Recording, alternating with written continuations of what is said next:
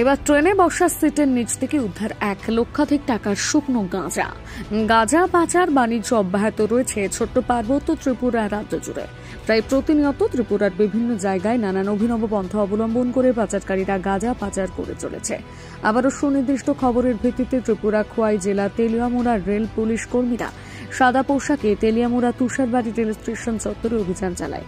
অভিযান চলাকালীন সময় রেল পুলিশের কর্মীরা ট্রেনে বসার সিটের নিচে রাখা একটি ব্যাগ থেকে আনুমানিক 14 কেজি শুকনো গাঁজা উদ্ধার করতে সক্ষম হয়, যার বাজার মূল্য আনুমানিক 1 লক্ষাধিক টাকা হবে বলে পুলিশের প্রাথমিক ধারণা। তবে রেল পুলিশ কর্মীরা গাঁজা উদ্ধার করতে সক্ষম হলেও গাঁজা পাচারের সাথে জড়িত কাউকে আটক করতে পারেনি বলে জানিয়েছে তেলিয়ামুড়া রেল পুলিশের কর্মীরা।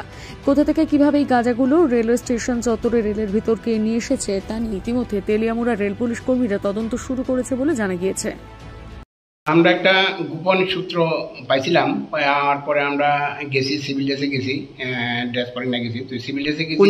যে জায়গাটা ট্রেনে আমরা কথা আছে যে এই জায়গার মধ্যে মালটা রাখছে। কোন জায়গায় গেছেন আপনারা? আমরা স্টেশনে, তেলিয়ামুড়া রেল স্টেশনে। যখন 3টায় থামলো তখন আমার কাছে যে ইনফরমেশনটা ছিল সেই অনুসারে আমরা গেছি, গিয়ে সেরা এই মালগুলো পাইছি। আমরা কি এর মধ্যে পাইছেন?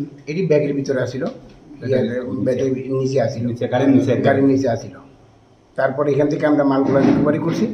তো লুকটুক তো আমরা পাইছি না, এই মালগুলি আমরা থানাতে নিয়ে এসেছি। কত প্যাকেট? 7 প্যাকেটের মতো। কয় কেজি? এটা তো ব্যাপার হচ্ছে আমরা এখনো মাপছি না, আনুমানিক 13-14 কেজি এরকম আনুমানিক। বাজার মূল্য